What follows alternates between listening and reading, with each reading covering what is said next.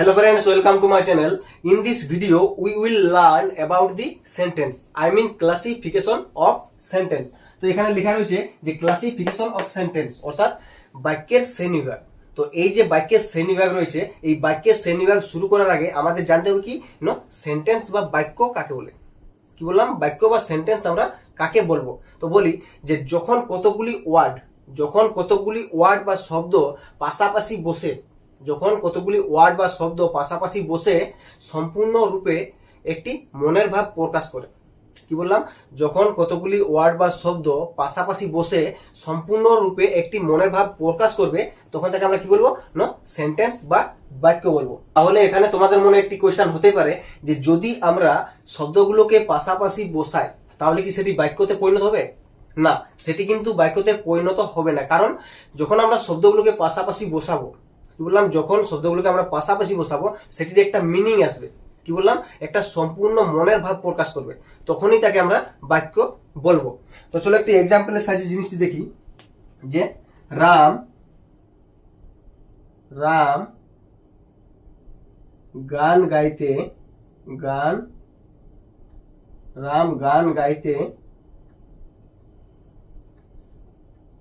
গাইতে পারে। এখানে যে শব্দগুলো রাম গান গাইতে পারে অর্থাৎ এই যে চারখানা শব্দ রয়েছে এই শব্দগুলো আমরা যখন বসালাম এটির কিন্তু একটা অ্যাপ্রোপ্রিয়েট মিনিং আমরা এখানে দেখতে পাচ্ছি, অর্থাৎ রাম গান গাইতে পারে। যদি আমরা এই বাক্যটিকে আবার উল্টিয়ে লিখি যে গাইতে পারে গান রাম, বাক্য কিন্তু একই আছে। অর্থাৎ এখানে যে চারটা শব্দ আমরা ব্যবহার করেছিলাম, এই যে প্রথম বাক্যটিতে আমরা যে চারটি শব্দ ব্যবহার করেছিলাম রাম গান গাইতে পারে, এখানেও কিন্তু আমরা সেম ভাবে চারটি ওয়ার্ডকে আমরা বা শব্দকে ব্যবহার করছি, কিন্তু এই ওপরেরটাকে আমরা কি বলবো? বাক্য বলে থাকবো। উপরের যে চারটি শব্দ ছিল নিচেও কিন্তু সেম চারটি শব্দ আছে, কিন্তু কি রয়েছে? উলট পালট আছে, অর্থাৎ এলোমেলো ভাবে সেগুলি রয়েছে। অর্থাৎ এখানেও চারটি শব্দ রয়েছে আর উপরেও চারটি শব্দ রয়েছে, অর্থাৎ এই নিচের যে বাক্যটি রয়েছে এই বাক্যের মধ্যে কিন্তু কোনো মনের ভাব প্রকাশ পাচ্ছে না। তাই আমরা কি বলবো? যে এটি বাক্য নয়, অর্থাৎ এটি বাক্য নয়। আর এটি কি? তো চলো আরেকটি মজার উদাহরণের সাহায্যে আমরা এই বাক্য ব্যাপারটি আমরা ক্লিয়ার করি। তো এখানে মনে করো যে এখানে রয়েছে একটি মেয়ে, অর্থাৎ বাস স্টপে একটি মেয়ে বসে আছে, আর এইখানে রয়েছে একটি ছেলে এবং এইখানে রয়েছে আরেকটি ছেলে, এবং এইখানে আবার আরেকটি ছেলে রয়েছে। কি বললাম? এখানে একটি ছেলে আবার এখানে একটি ছেলে। ছেলেটি এই মেয়েটিকে গিয়ে বললো যে আমি তোমাকে ভালোবাসি। কি বললাম? যে এই ছেলেটি এই মেয়েটিকে গিয়ে বললো যে আমি তোমাকে ভালোবাসি। কি বললাম? এই ছেলেটি এই মেয়েটিকে গিয়ে বললো, কি বললো? যে আমি তোমাকে ভালোবাসি।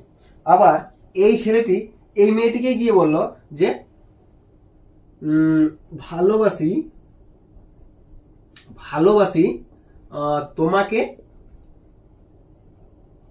তোমাকে আমি।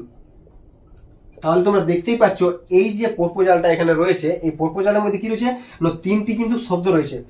এখানে কি রয়েছে? আমি তোমাকে আর ভালোবাসি, অর্থাৎ এখানে তিনটি শব্দ রয়েছে আর এখানেও দেখো তিনটি শব্দ রয়েছে, অর্থাৎ ভালোবাসি তোমাকে আমি। তাহলে তোমরা এখানে ক্লিয়ার ভাবে বুঝতে পারছো যে এই যে ছেলেটি প্রথম যে ছেলেটি এখানে বলছে, প্রপোজ করছে, কি বলছে? যে আমি তোমাকে ভালোবাসি। এই যে বাক্যটি তাকে সুন্দরভাবে গুছিয়ে বলছে, তো এটি হচ্ছে কি একটা বাক্য, অর্থাৎ এই বলার মাধ্যমে এই ছেলেটি বলার মাধ্যমে কিন্তু একটা মনের ভাব প্রকাশ পাচ্ছে, অর্থাৎ একটা কমপ্লিট সেন্স আমরা এখানে দেখতে পাচ্ছি। তাহলে কি বলবো? এটি হচ্ছে একটি বাক্য। দুটো ছেলে দুই ভাবে তাকে প্রস্তাব দিচ্ছে। তো তোমরা বলতে পারবে যে এই যে মেয়েটি রয়েছে এই মেয়েটি কাকে অ্যাকসেপ্ট করবে?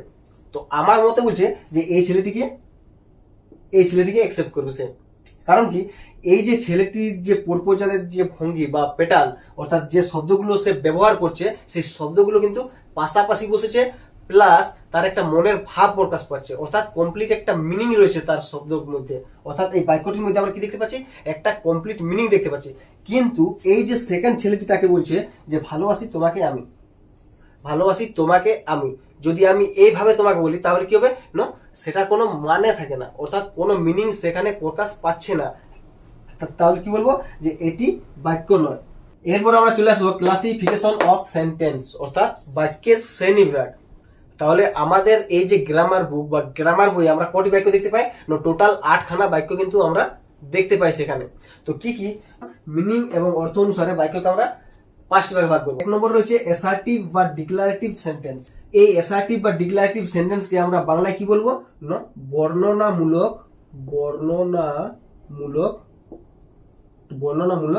বাক্য। কি বললাম যে বর্ণনামূলক বাক্য। নেক্সট কি রয়েছে যে ইন্টারোগেটিভ সেন্টেন্স। কি বললাম, ইন্টারোগেটিভ সেন্টেন্স। এই যে ইন্টারোগেটিভ সেন্টেন্স, এটিকে আমরা বাংলায় বলবো যে প্রশ্নবোধক বাক্য। কি বললাম, প্রশ্নবোধক বাক্য। নেক্সট কি রয়েছে দেখো, ইম্পারেটিভ সেন্টেন্স অর্থাৎ অনুজ্ঞাবাচক। আমরা বাংলায় কি বলবো এটাকে যে অনুজ্ঞাবাচক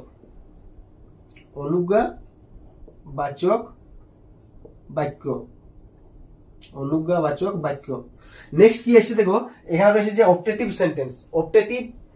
তো এটাকে আমরা বাংলায় কি বলবো, তো এটিকে আমরা বাংলায় বলবো যে ইচ্ছাসূচক বা প্রার্থনাসূচক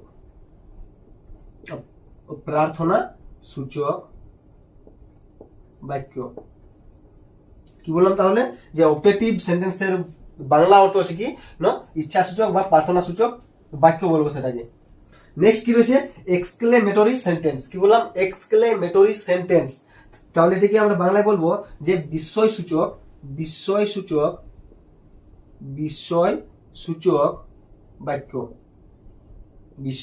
বাক্য। তো আজকের ভিডিওতে আমরা এই 5টি পার্ট সম্পর্কে কিন্তু আলোচনা করব। আর এই যে 3টি পার্ট রয়েছে, স্ট্রাকচার বা গঠনগত দিক থেকে বাক্যের যে শ্রেণীবিভাগ রয়েছে সেটিকে আমরা কিন্তু, তারপর রয়েছে স্ট্রাকচার বা গঠনগত দিক থেকে বাক্যের শ্রেণীবিভাগ।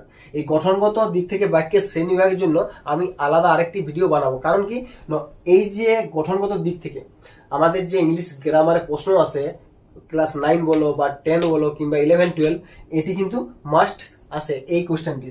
অর্থাৎ সিম্পল থাকলে কমপ্লেক্স আনতে বলে, আবার কমপ্লেক্স থাকলে কম্পাউন্ড আনতে বলে। তাই এই জিনিসটিকে আমি একটা আলাদা ভিডিওয়ে বানাবো। এরপর চলে আসবো আমরা সেন্টেন্সের প্রথম যে ভাগটি রয়েছে, অর্থাৎ অ্যাসার্টিভ বা ডিক্লারেটিভ সেন্টেন্স, অর্থাৎ একে বাংলায় কি বলা হয় না, বর্ণনামূলক বাক্য। তো বলি বর্ণনামূলক বাক্য হচ্ছে কি না, যে সেন্টেন্স বা বাক্য দ্বারা যখন কোনো কিছু বর্ণনা বা বিবৃতি করা বোঝায়। কি বললাম, যে বাক্য দ্বারা কোনো কিছু বর্ণনা বা বিবৃতি করা বোঝায় তাকে আমরা কি বলবো না, অ্যাসার্টিভ সেন্টেন্স বা ডিক্লারেটিভ সেন্টেন্স। তো দেখো এখানে রয়েছে যে assertive sentence is a sentence that states fact. কি বললাম, assertive sentence is a sentence that states fact. এই অ্যাসার্টিভ সেন্টেন্সটি হচ্ছে এমন এক ধরনের সেন্টেন্স যা কি করে না, একটা ফ্যাক্টকে বা কোনো ঘটনাকে সেখানে তুলে ধরে। নেক্সট লাইনে রয়েছে such sentences are simple statement। তাহলে কি বলছে যে এই ধরনের বাক্যগুলোতে কি রয়ে না, একটা সাধারণ কিছু স্টেটমেন্ট সেখানে থাকে, যে they are state, assert or declare something, হয় পারসন অর থিংস। এই বাক্যতে কোনো ব্যক্তি বা বস্তু সম্পর্কে কি করা হয় না, এখানে ডিক্লেয়ার করা হয় বা ঘোষণা করা হয়, বা কোনো ব্যক্তি বা বস্তু সম্পর্কে বর্ণনা করা হয়। তো সেটাকে আমরা কি বলবো না, অ্যাসার্টিভ সেন্টেন্স। আর it always ends with a full stop. Assertive sentence always ends with a full stop, অর্থাৎ একটি ফুল স্টপের মাধ্যমে এই সেন্টেন্সটি শেষ করা হয়। এই যে সেন্টেন্সটি, এই সেন্টেন্সের ফরম্যাটটি কি হচ্ছে বা গঠন প্রণালী কি না, প্রথমে থাকবে সাবজেক্ট, ভার্ব প্লাস অবজেক্ট, বাকি থাকবে না কমপ্লিমেন্ট থাকতে পারে কিংবা অ্যাডজেক্টিভ থাকতে পারে। কি বললাম, subject plus verb plus object বা কমপ্লিমেন্ট বা অ্যাডজেক্টিভ। তো এক্সাম্পল হিসেবে বলতে পারি যে রাম প্লেজ ফুটবল। দেখো এখানে কি রয়েছে, রাম, আর কি বলে ভার্ব কি রয়েছে, এখানে সাবজেক্ট রয়েছে রাম, আর ভার্ব রয়েছে প্লেজ, আর অবজেক্ট রয়েছে ফুটবল। অর্থাৎ Ram plays football, Ram football খেলে। এছাড়াও এই অ্যাসার্টিভ সেন্টেন্সের মাধ্যমে কি করা হয় না, কোনো হিস্টোরিক্যাল ফ্যাক্ট কিংবা হ্যাবিচুয়াল ট্রুথ বা অভ্যাসগত সত্য কিংবা ইউনিভার্সাল ট্রুথ, অর্থাৎ চিরন্তন সত্য কোনো কিছু প্রেজেন্ট করা হয় সেখানে। তো প্রথমে আমাদের রয়েছে যে হিস্টোরিক্যাল ফ্যাক্ট, অর্থাৎ কি না ঐতিহাসিক কোন একটা ঘটনা। তো এই ঐতিহাসিক ঘটনাকে যদি তুলে ধরা হয় সেটিও কিন্তু একটা অ্যাসার্টিভ সেন্টেন্সের মধ্যে পড়ে। তো চলো একটি এক্সাম্পলের সাথে দেখি যে second world war had hold on 1939। কি বললাম? Second world war had hold on 1939, অর্থাৎ দ্বিতীয় বিশ্বযুদ্ধ শুরু হয়েছিল 1939 খ্রিস্টাব্দে। নেক্সট যে এক্সাম্পলটি রয়েছে কি রয়েছে? হ্যাবিচুয়াল ট্রুথ, অর্থাৎ আই রিড বুক, আমি বই পড়ি। তো এটা কি না একটা অভ্যাসগত একটা সত্য। নেক্সট এক্সাম্পলটি রয়েছে যে ইউনিভার্সাল ট্রুথ, অর্থাৎ একটা চিরন্তন সত্য বোঝাবে। কি বললাম? একটা চিরন্তন সত্য। তো এক্সাম্পল হিসেবে বলতে পারি যে দি আর্থ মুভস অ্যারাউন্ড দি আর্থ, এটা কিন্তু একটা চিরন্তন সত্য ঘটনা যে পৃথিবী সূর্যের চারদিকে ঘোরে। নেক্সট একটি যদি ফ্যাক্টের আমরা এক্সাম্পল দিই কি হবে না we get fruit from the tree. কি বললাম? We get fruit from the tree, অর্থাৎ গাছেদের কাছ থেকে বা গাছের কাছ থেকে আমরা ফল পেয়ে থাকি। এই অ্যাসার্টিভ সেন্টেন্স বা বর্ণনামূলক বাক্যকে আবার আমরা দুভাগে ভাগ করতে পারি। তো চলো দেখি কি কি। যে দেয়ার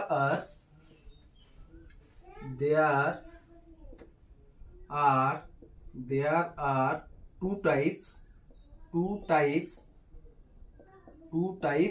of assertive sentence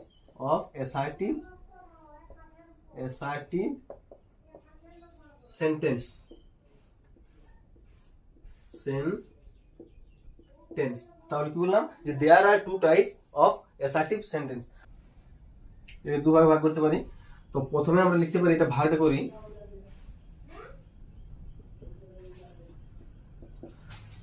তাহলে এক নম্বর কি আছে আমাদের? No affirmative sentence. কি বললাম? অ্যাফার্মেটিভ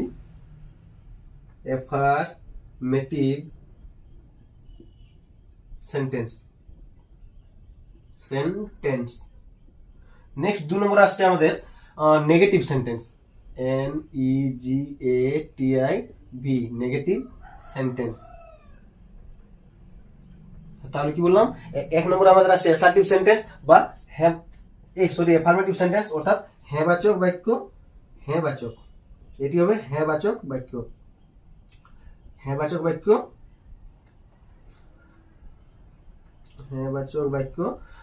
2 নম্বর আমাদের কি আসছে?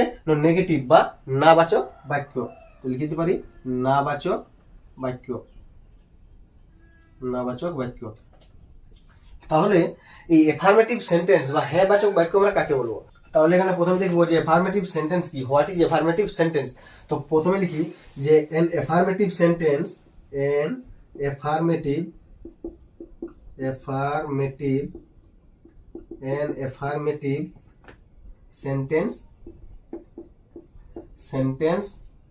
is any sentence।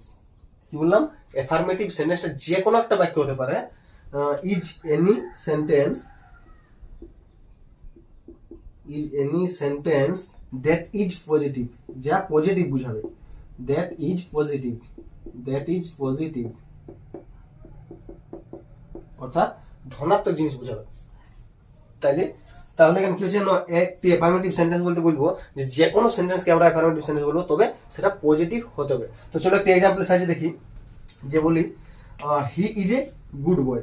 He is a good boy, BOY।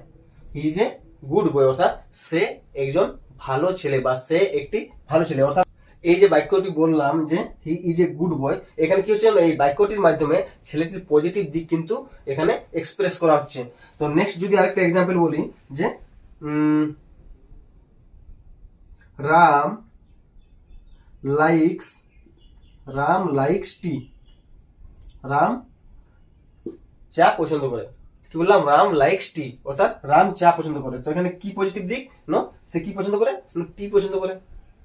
এটা রামের পজিটিভ দিক কি রয়েছে? এখানে টি। Negative sentence, a negative sentence is a sentence that represents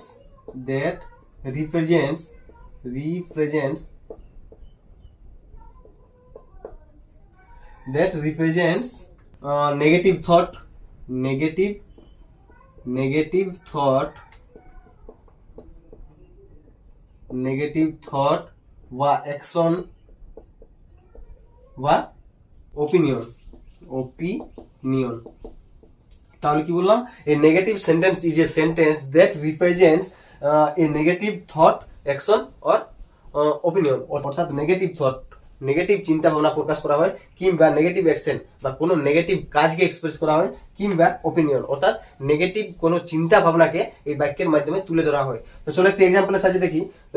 তো এখানে যদি আমরা লিখি যে he is not a good boy, he is not a good boy, যে সে ভালো ছেলে নয়। তো এখানে কি হচ্ছে না, এখানে যে ছেলের গুণ অর্থাৎ ছেলেটির যে কোয়ালিটি, সেই কোয়ালিটিকে কিন্তু এক্সপ্রেস করছে। এরপর 2 নম্বরে আমাদের আসছে যে ইন্টারোগেটিভ সেন্টেন্স বা প্রশ্নবোধক বাক্য। কি বললাম, ইন্টারোগেটিভ সেন্টেন্স বা প্রশ্নবোধক বাক্য। তো প্রথমে দেখবো যে হোয়াট ইজ ইন্টারোগেটিভ সেন্টেন্স বা প্রশ্নবোধক বাক্য বলতে আমরা কি বুঝি। তো সিম্পল ওয়েতে যদি আমরা বলি যে ইন্টারোগেটিভ সেন্টেন্স কি বা প্রশ্নবোধক বাক্য কি, তো বলি যে যখন কোনো বাক্য দ্বারা কোনো কিছু প্রশ্ন করা বোঝায়, কি বললাম, যখন কোনো বাক্য দ্বারা কোনো কিছু প্রশ্ন করা বোঝায় তাকে আমরা কি বলবো না, ইন্টারোগেটিভ সেন্টেন্স। এখানে রয়েছে যে an interrogative sentence ask question about a person or thing, অর্থাৎ কোনো ব্যক্তি বা বস্তু সম্পর্কে এখানে প্রশ্ন করা বোঝায়। আর কি বলছে না, ইট always ends with A question mark. কি বললাম, ইট always ends with A question mark, অর্থাৎ এই ইন্টারোগেটিভ সেন্টেন্সটি সর্বদা কি হয় না, একটা কোশ্চেন মার্ক দিয়ে বা প্রশ্ন চিহ্ন দিয়ে সেটা শেষ করা হয়। এই যে ইন্টারোগেটিভ সেন্টেন্স, এই ইন্টারোগেটিভ সেন্টেন্সটা কিভাবে লেখা হয়, তো আমি বলি যে এই ইন্টারোগেটিভ সেন্টেন্সটা এই 3টি ওয়েতে কিন্তু আমরা লিখতে পারি, এই 3টি ওয়েতে আমরা লিখতে পারবো। তো প্রথমে কি আসছে না, বিগিনিং উইথ বি ভার্ব। তাহলে কি বললাম না, বি ভার্ব দিয়ে ওই বাক্যটিকে শুরু করা হবে। তো চলো বি ভার্ব কি সেই জিনিসটাকে দেখি। যে বি ভার্ব হচ্ছে ইজ বা এম বা আর কিংবা ওয়াজ, ওয়ের, হ্যাভ, হ্যাজ, হ্যাড, সেল বা উইল, এটসেট্রা। অর্থাৎ তাহলে আমরা কি দেখতে পেলাম যে বি ভার্ব হচ্ছে কি না, is, am, are, was, were, have, has, had, shall বা উইল, এই সকল দিয়ে কিন্তু আমরা বাক্যটিকে স্টার্ট করতে পারি। তো চলো একটা এক্সাম্পলের সাহায্যে দেখি। Shall I go there, shall I go there, এই যে সেন্টেন্সটি হলো, এই সেন্টেন্সটির পর কি হবে না, অলওয়েজ একটা কোশ্চেন মার্ক আমরা বসাবো।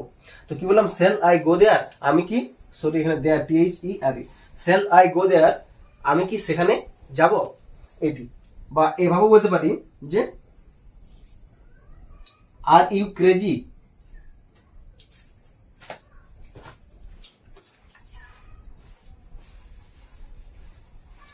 এছাড়া বলতে পারি যে আর ইউ ক্রেজি, এটাও কিন্তু শেষে কি হবে না, একটা কোশ্চেন মার্ক। নেক্সট 2 নম্বর রয়েছে যে বিগিনিং উইথ হেল্পিং ভার্ব। কি বললাম, বিগিনিং উইথ হেল্পিং ভার্ব, অর্থাৎ সাহায্যকারী ক্রিয়া দিয়েও কিন্তু এই ইন্টারোগেটিভ সেন্টেন্সটাকে আমরা স্টার্ট করতে পারি। তো চলো হেল্পিং ভার্ব কোনগুলো দেখি। যে can, could, may, mite,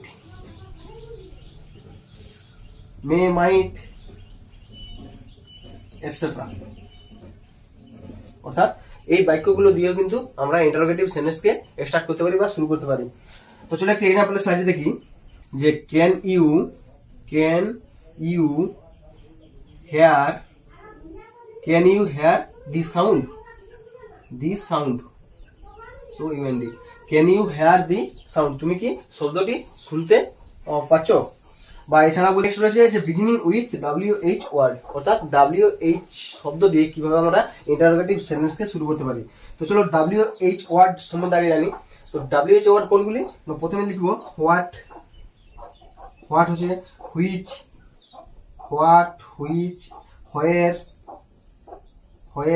home, when, why, how,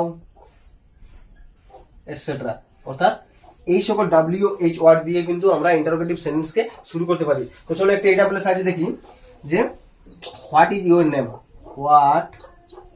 what is your name, এটা বলতে পারি যে হোয়াট ইজ ইউর নেম, যে তোমার নাম কি। এছাড়া বলতে পারি যে হাউ ওল্ড আর ইউ, অর্থাৎ তোমার বয়স কত। কি বললাম? হাউ ওল্ড আর ইউ, অর্থাৎ তোমার বয়স কত। বা এভাবে বলতে পারি যে হুইচ কালার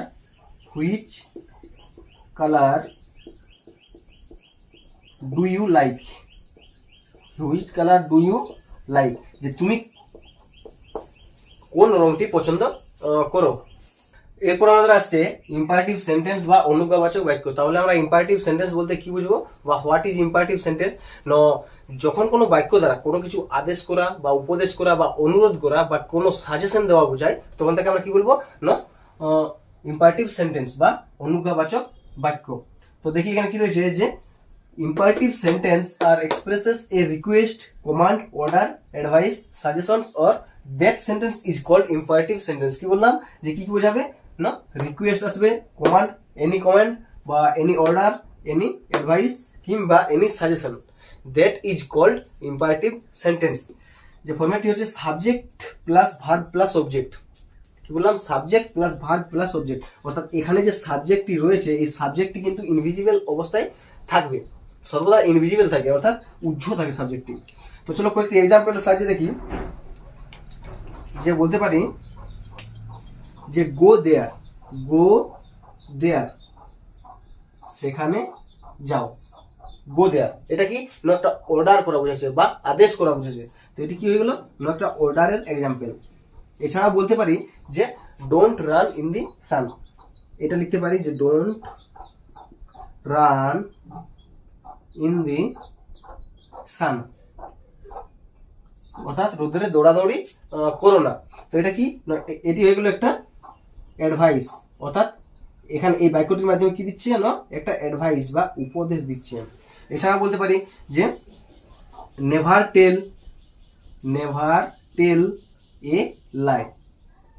টেল এ লাই, কখনো মিথ্যা বলো না, এটাও কি না এটিও একটা অ্যাডভাইস। ADVIC advice. বেশ, এরপর আমরা চলে আসবো যে অবজেক্টিভ সেন্টেন্স বা ইচ্ছা সূচক বা প্রার্থনা সূচক। কি বললাম? অবজেক্টিভ সেন্টেন্স ইচ্ছা সূচক বা প্রার্থনা সূচক বাক্যতে।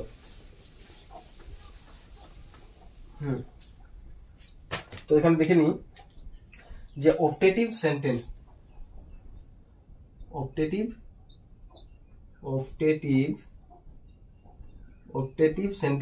বা ইচ্ছা বা প্রার্থনা সূচক বাক্য। অবজেক্টিভ বা ইচ্ছা বা প্রার্থনা সূচক বাক্য। অবজেক্টিভ সেন্টেন্স বা ইচ্ছা বা প্রার্থনা সূচক বাক্য আমরা কাকে বলবো না যে বাক্য দ্বারা কোনো কিছু প্রার্থনা করা বোঝায় বা কোনো ইচ্ছাকে প্রকাশ করে, সেটিকে আমরা কি বলবো না objective sentence. Wishes desire prayer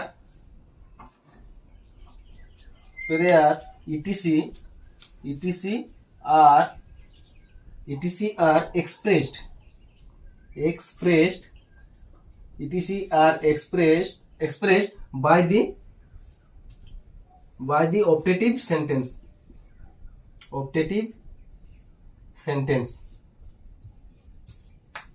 কি বললাম যে যখন কোনো বাক্য দ্বারা কোনো কিছু প্রার্থনা করা বা কোনো ইচ্ছা বা কোনো আরো কি করছি বাবু,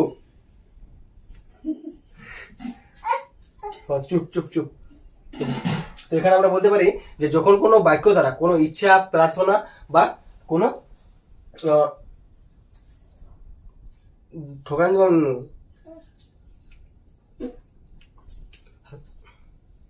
তাহলে আমরা এখানে বলতে পারি যে বাক্য দ্বারা, অর্থাৎ যখন কোনো বাক্য দ্বারা কোনো ইচ্ছা বা প্রার্থনা ইত্যাদি প্রকাশ করে তখন তাকে আমরা কি বলবো না অবজেক্টিভ সেন্টেন্স। তো চলো প্রথমে আমরা ফরম্যাটটি দেখি। তো এখানে ফরম্যাটটি কি আসবে?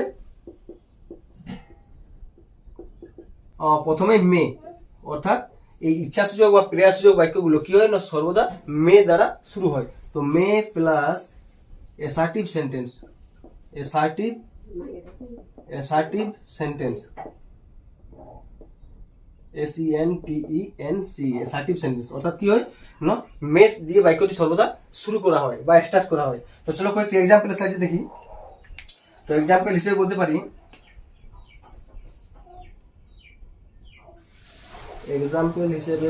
আমরা যে মে ইউ লিভ লং, যে তুমি দীর্ঘজীবী হও। এছাড়া বলতে পারি may God bless you, may God bless you, যে ভগবান তোমার মঙ্গল করুক।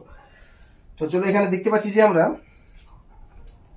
এখানে যেটি রয়েছে এই যে বাক্যটি অর্থাৎ অবজেক্টিভ সেন্টেন্সটি শুরু হয় কি হয়, প্রথমে দেখো মে ওয়ার্ডটি বা মে মোডাল ভার্বটি দিয়ে শুরু হচ্ছে এবং শেষে যে ইয়ার রয়েছে সেন্টেন্সটি রয়েছে সেটি কি না একটা অ্যাসার্টিভ সেন্টেন্স আমরা লিখছি। এটিতেও সেম, আগে মে তারপর কি না একটা অ্যাসার্টিভ সেন্টেন্স। এরপর আমরা চলে আসবো যে আমাদের যে 5 নম্বরের যে বাক্যটি রয়েছে অর্থাৎ এক্সক্লেমেটরি সেন্টেন্স অর্থাৎ বিস্ময়সূচক বাক্য। তো আমরা প্রথম দেখবো যে বিস্ময়সূচক বাক্য কি, অর্থাৎ এক্সক্লেমেটরি সেন্টেন্স বলতে আমরা কি বলবো, যে হোয়াট ইজ এক্সক্লেমেটরি সেন্টেন্স। তো প্রথম বলি যে যখন কোনো বাক্য দ্বারা কোনো কিছু আবেগ, অনুভূতি বা উত্তেজনা এইসব জিনিসকে এক্সপ্রেস করে বা প্রকাশ করে তখন তাকে আমরা কি বলবো না এক্সক্লেমেটরি সেন্টেন্স বা বিস্ময়সূচক বাক্য। তো চলো দেখি কি রয়েছে, যে exclamatory sentence is a sentence that expresses strong বা সাডেন ফিলিংস, কি করছে না কোনো সাডেন বা স্ট্রং ফিলিংসকে বা অনুভূতিকে সে এক্সপ্রেস করছে। আর কি নো ইমোশনস, অর্থাৎ like surprise, pain, delight, anger, disgust, এই সকল ফিলিংগুলোকে সে প্রকাশ করে তখন তাকে আমরা কি বলবো নো এক্সক্লেমেটরি সেন্টেন্স বা বিস্ময়সূচক বাক্য। এখানে আরেকটি জিনিস মনে রাখতে হবে কি নো, সেটা হচ্ছে যে ইট অলওয়েজ ইউজেস এ এক্সক্লেমেশন মার্ক, অর্থাৎ এই বাক্যের মধ্যে সর্বদা কি হয় নো একটা এক্সক্লেমেশন মার্ক বা বিস্ময়সূচক চিহ্ন ব্যবহার করা হয়। তো চলো কয়েকটি এক্সাম্পলে দেখি, যে এলাজ হি ইজ আন্ডার। তো দেখো এখানে কি রয়েছে, এই যে এলাজের পর একটা এক্সক্লেমেশন মার্ক রয়েছে। তো এই চিহ্নটি কিন্তু প্রতিটি এক্সক্লেমেটরি সেন্টেন্সের ক্ষেত্রে ইউজ করা হয়। কি বলছে, যে এলাজ হি ইজ আন্ডার, আহারে সে অসমর্থ। এছাড়া বলতে পারি যে what a beautiful girl she is, সে কত সুন্দর একটা মেয়ে। এছাড়া বলতে পারি যে হুররে